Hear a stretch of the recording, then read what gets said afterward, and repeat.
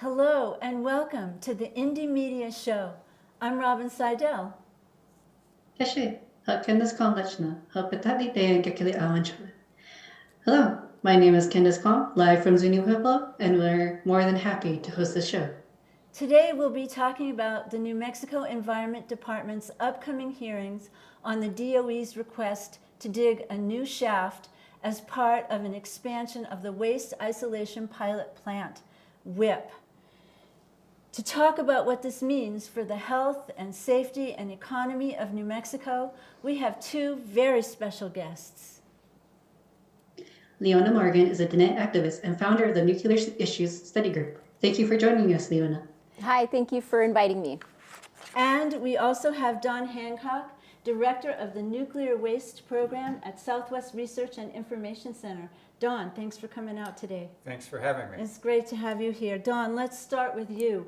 Can you remind us what WIPP is and some of the promises that the state and the federal government made to the people of New Mexico before we agreed to accept the nation's really only nuclear waste repository? Yes, WIPP, the Waste Isolation Pilot Plant, is the world's only operating deep geologic repository for nuclear waste. And it's located about 26 miles east of Carlsbad in southeastern New Mexico. Importantly, it's surrounded by more than 500 oil and gas wells within 2.5 miles of the site, which creates a lot of concerns about the safety of the facility.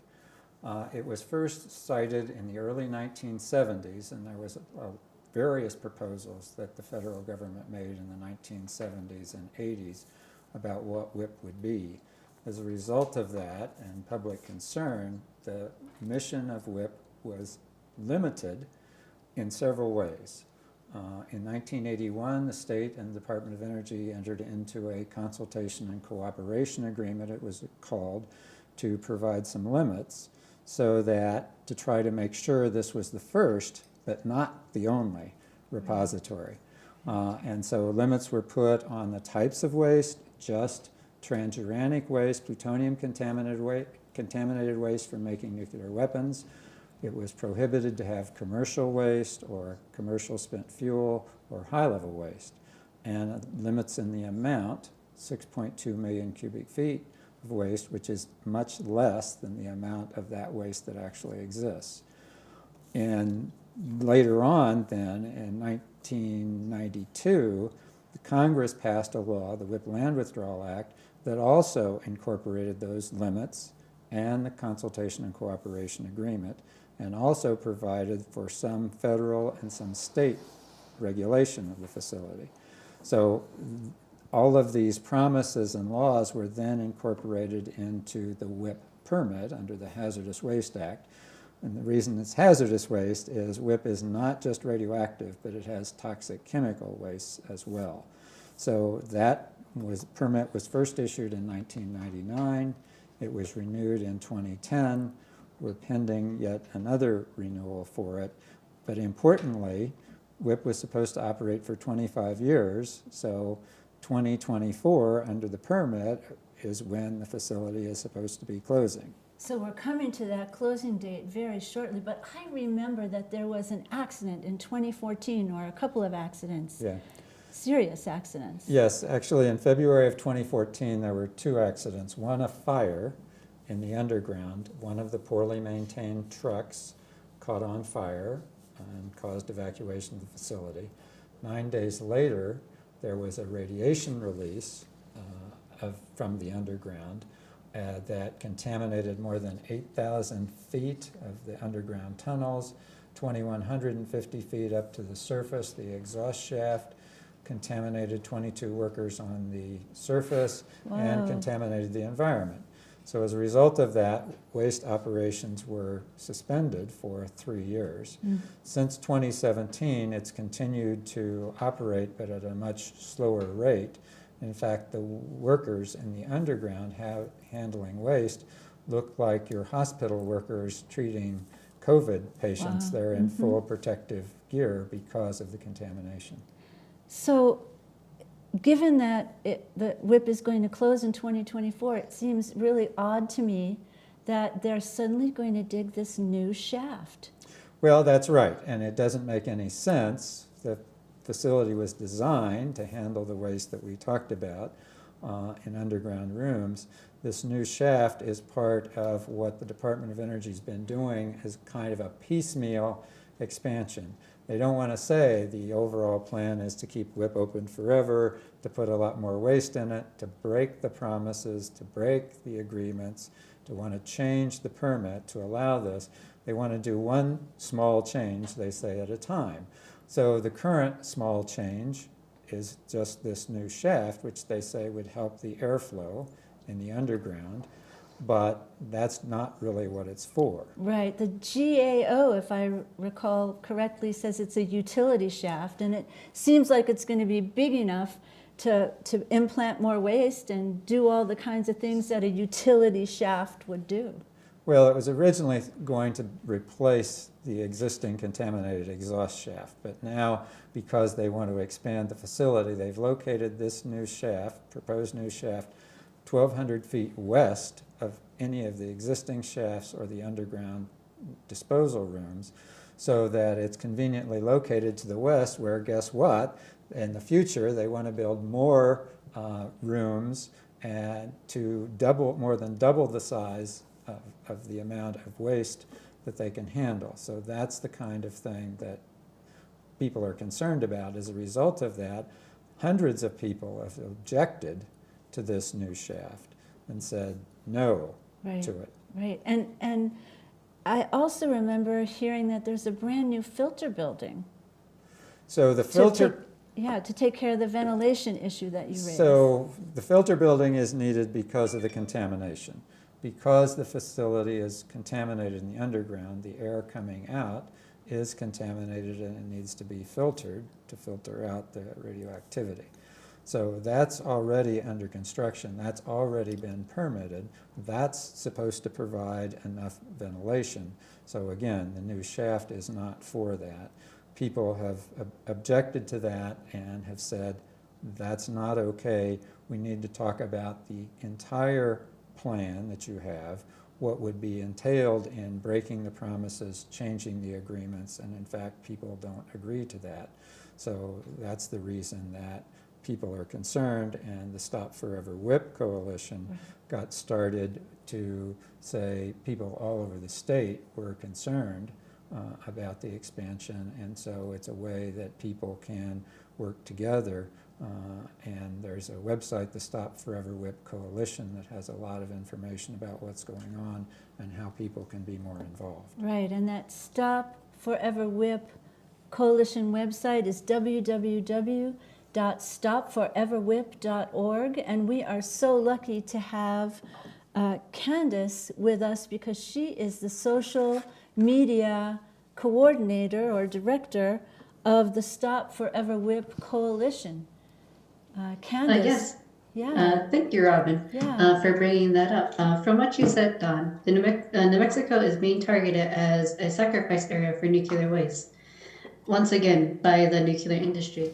As a Native person, I am aware of the environmental justice issues we as Native people have gone through. Leona, can you talk about the ongoing nuclear colonization of our people and our homeland? Yeah, thank you, Candace. First, I want to start by introducing myself in my language.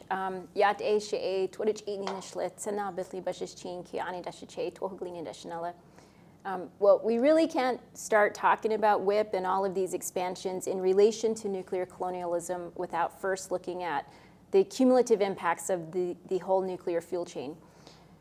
Basically, when we are talking about nuclear colonialism, we're talking about the ongoing systematic theft, the ongoing removal, oppression, and basically genocide of indigenous peoples. And so right now, the nuclear industry, if we go back looking at the history, it was really founded on the tenets of exploiting our Mother Earth, and there's actually a lot of laws that were tools that helped in colonization of our lands. So when people ask me, well, how much of this is affecting indigenous lands, I always say 100%, because the entire country, as we know, is stolen indigenous lands now occupied by the so-called United States, which propagated, all of this from the beginning, starting with the Manhattan Project. And so when we look at the Manhattan Project, it really, the biggest impact that we are still dealing with right now is the 15,000 plus abandoned uranium mines across the nation. And what resulted from the Manhattan Project, as everyone knows, is the weapons that were created and used in World War II. And what a lot of people don't know is that the first weapon that was ever used was here in New Mexico at the Trinity site. And that impacted the local community, as Tina Cordova, one of the one of the most outspoken advocates on this issue, she is with the Tularosa Basin Downwinders Consortium, and she talks about this as, impacting an unknowing, unwilling community of people. And that can be said of all of the stages of the nuclear fuel chain. So going back to the uranium mining issue, my nation, the Diné Navajo Nation, has been one of the most impacted in the country. Uranium mining impacts indigenous peoples mostly worldwide because these are mines that are still there, especially in the United States. The stories that I've heard, they are heard all over the country. So you can just replace, the different types of mining and the different indigenous peoples, and we're dealing with ongoing impacts to our culture through contamination of our water, our sacred places, and basically how we use our Mother Earth. And so all over the state of New Mexico, this can be seen at places like, as I mentioned, the 15,000 abandoned mines across the country. But in New Mexico, there were over 1,500 that were mines that produced uranium. And there's about 500, close to 500 that were abandoned. And then you can see the same impacts of ongoing contamination and impacts to indigenous lifeways around Los Alamos, of course in the Tularosa Basin, and then even in the Rio Grande Valley, where a lot of pueblos are located. Los Alamos particularly impacts mostly the San Ildefonso and Santa Clara pueblos. There's always ongoing releases of radiation, and then now we're dealing with proposed expansions at Los Alamos for plutonium pits, and then the increase of the facility there. This is ongoing today, which means removal and which means more health impacts to communities. And in New Mexico, our population is a majority people of color, and so the impacts are not just to indigenous peoples, but everyone across the state. And so when we look at the cumulative impacts of the nuclear industry, we have to consider the impacts of uranium mining, and then of course the weapons complex, and then that is also intrinsically connected to the energy production. In New Mexico, we don't have any nuclear power plants, but we're dealing with a threat of 2 proposals for waste sites for waste from all of the nuclear power plants in the country. This is called consolidated interim storage. And so again, it's a national issue, but in New Mexico, we're being forced to bear the burden of the nation's most toxic, lethal, radioactive waste. And one of the sites is only 14 miles north of WIPP, which is the focus of today's conversation. But when we look at all of these and the cumulative impact to our peoples, expansions at WIPP, that only further encourages more production of weapons and more production of waste. And because some of the byproducts of nuclear energy are used in nuclear weapons, to have all of these waste sites located in New Mexico only, like I said, encourages more production of waste from both the weapons complex and the energy side. And so right now we're dealing with expansions, not just at WIPP, like I mentioned, Los Alamos and other places, but when you add on the threat of new uranium mining, because there's this false solution, which is a push for increased nuclear production, which is being called low carbon, and some people even say zero carbon, which is entirely untrue because they calculate the carbon footprint of nuclear energy only at the power plant, not including all of the mining and the processing and transport, and then of course having to deal with the waste storage, which is going to be forever.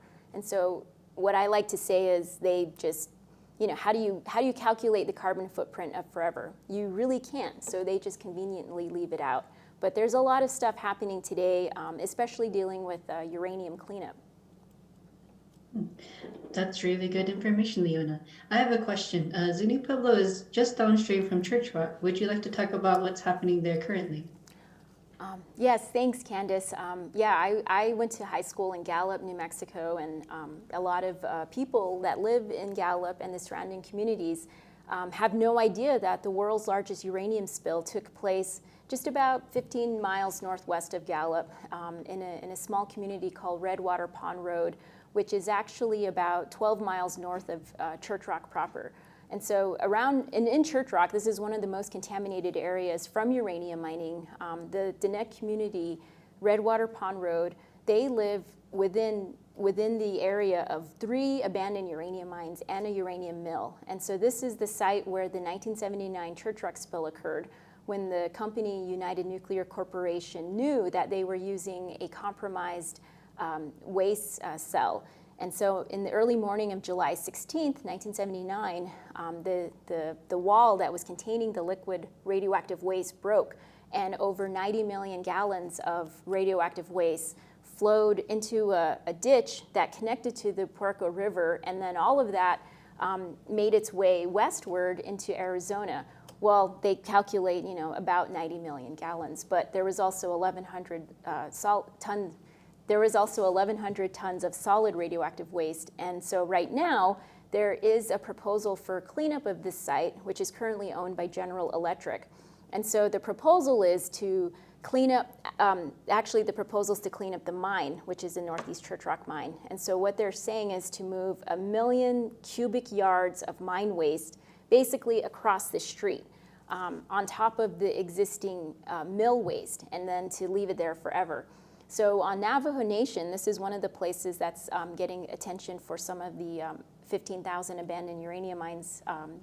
There's cleanup that has been ongoing, and the Navajo Nation is working with 5 federal agencies to clean up 524 abandoned uranium mine sites.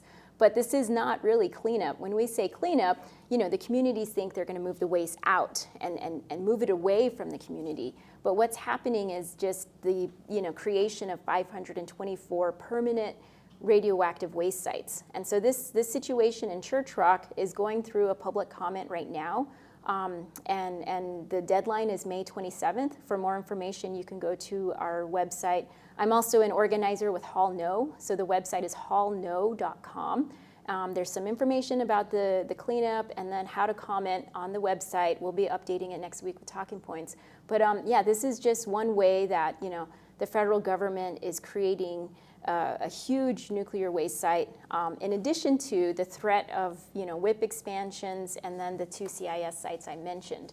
So one of the things I just want to leave the audience with is to consider that the U.S. is planning to move waste all the way across the country to New Mexico to go into WIPP or at either of the 2 sites proposed by Holtec, our waste control specialists. But on Navajo Nation, their cleanup, they're just only pushing it across the street and not even considering what the community has been asking for a long time, which is to move it out of the area. Thanks. That is truly awful, but again, go to the website that she mentioned to find out more information and to get involved. If the new shaft and the expansion are approved in the incoming months, we will be seeing tons of plutonium and other radioactive contaminants for decades to come. Cynthia Wheeler of 285 Neighborhood Association has made 3 videos about the risk. Shoot. Okay, I'm gonna have to start again, sorry. Okay. If the new shaft and the expansion are approved in the incoming months, we'll be seeing tons of plutonium and other radioactive contaminants on our roads for decades to come. Cynthia Wheeler of 285 Neighborhood Association has made 3 short videos about what is at risk for our communities and neighborhoods. Watch these and make your own. This is my neighborhood. The school, the volunteer fire station, bicycle paths. And this is the road that goes past my neighborhood. There's nothing special about my neighborhood except this road. This is Highway 285, and it's the designated route for radioactive waste shipments in New Mexico. It goes past Santa Fe, El Dorado, Lamy, and all the way down to Roswell and Carlsbad. These shipments of nuclear weapons waste leave Los Alamos Lab to be disposed of in the dump we call WIPP, Waste Isolation Pilot Plant. The WIPP dump has received shipments along this road for 22 years, and there's already been an explosion of one of the radioactive drums that traveled 285.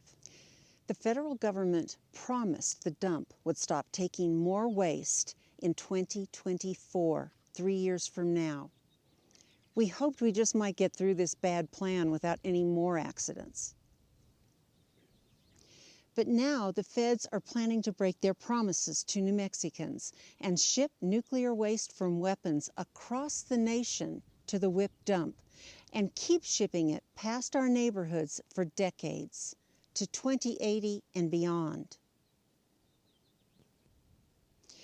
If you live in a neighborhood like mine, or if your community is now at risk by being on the route that will crisscross at least 7 states, call your governor. Tell your governor that you don't want more WIPP waste going past your home for decades. Tell your governor to say no. Governor Lujan Grisham's number is 505-476-2200.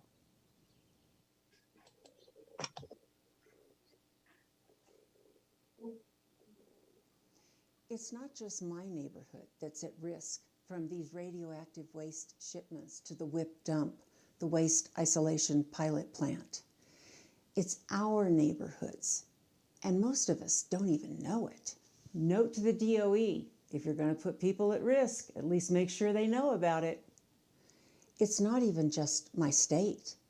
The Department of Energy plans a 3,300-mile road trip that crosses at least 7 states. Is your neighborhood at risk? Let's trace the route and see how many communities will see these shipments. Most of this surplus nuclear weapons waste is currently at the Pantex plant in Amarillo, Texas, but it can't go directly to WIPP. It needs to be processed, so we assume it will travel west on Interstate 40, past valuable ranching and farming communities in Texas and New Mexico, and towns like Tucumcari and Santa Rosa. At Highway 285, it will travel north past 24 neighborhoods, skirt the southern edge of Santa Fe on I-25 South, and connect with Highway 599. Again, many neighborhoods lay along this corridor.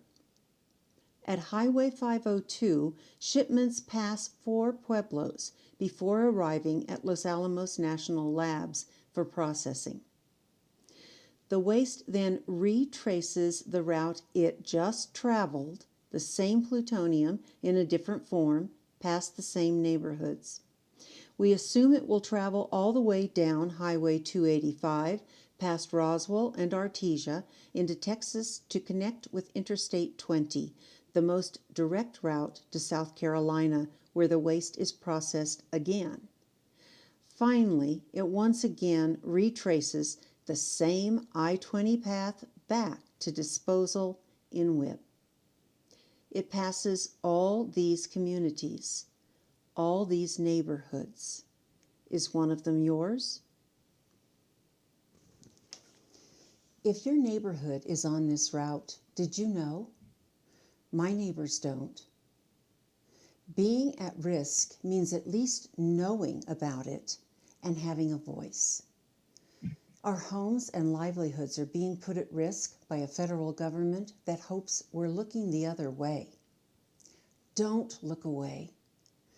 Call the governor of your state and tell them you want to know more about the DOE's plan and that you don't want radioactive waste going past your home for all these decades to come.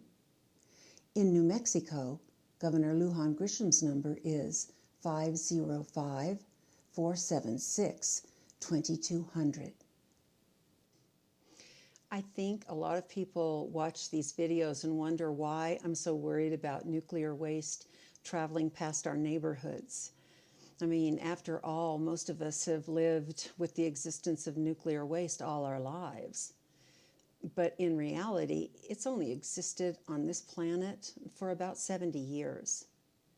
The government tells us it knows how to handle it, but explosions like the one at WIPP that occurred after only 15 years of operation and shut it down for 3 years is evidence that no one knows where all the risks are.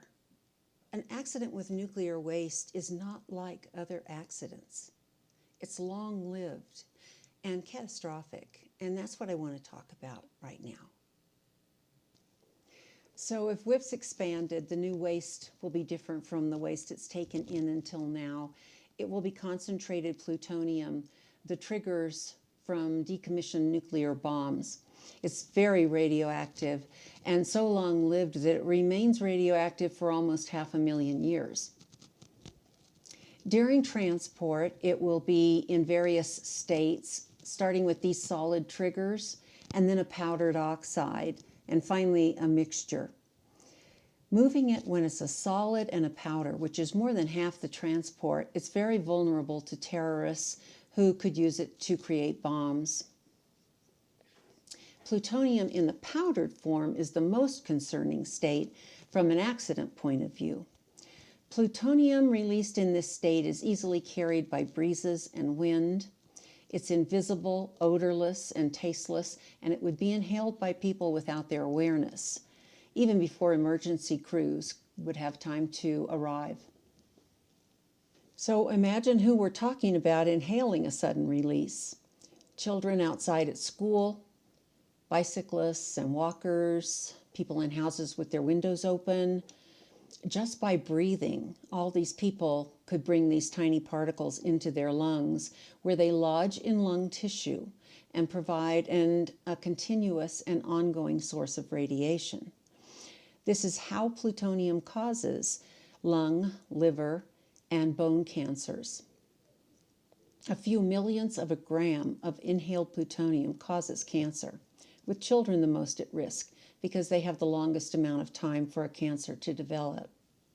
But health isn't the only concern with small plutonium particles. A significant release is almost impossible to clean up.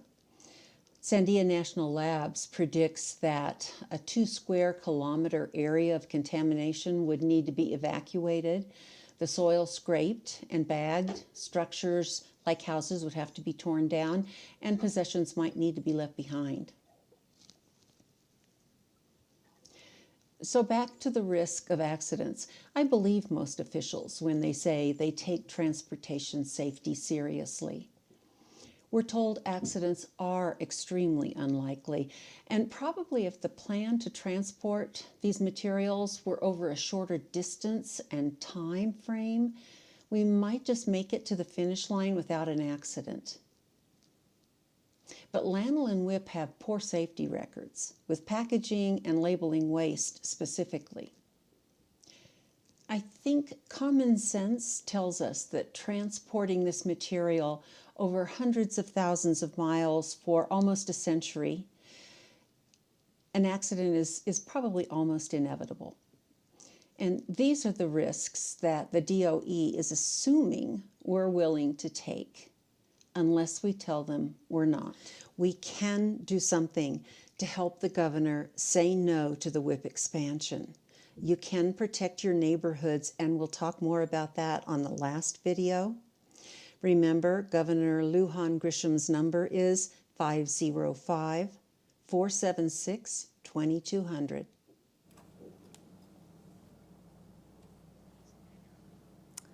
Thanks to Cindy for her excellent work on these videos. We really appreciate it. And we also want to recognize what you said, Leona, about the impacts on Native communities in your neighborhood. So it's really clear that these wastes have significant impacts. And right now, New Mexicans have an opportunity to weigh in on how they feel and what their concerns are about the new shaft and its relation to the expansion of WIPP and the bringing of all this waste to New Mexico. So Dawn, Could you please tell us a little bit about the May 17th hearing? So the hearing is by the New Mexico Environment Department. It starts on May 17th at noon. There will be a public comment section time at 6 p.m. on May 17th.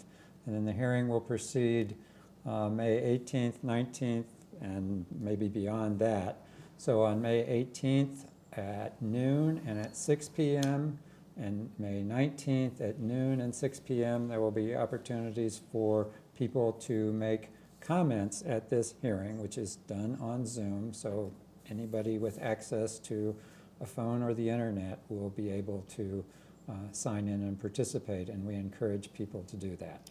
And you can see at the bottom of the screen the www.stopforeverwhip.org. There's a lot of information on that website about how you can comment. There are sample letters that you can email. We would request that you send in that letter before May 17th and that you comment orally and let folks know what your concerns are regarding this. I want to thank our wonderful guests. Thank you so much, Leona. It's wonderful to be here with you. Thanks for all your good work. Thanks, Robin. And Dawn, of course, from SRIC, Southwest Research and Information Center.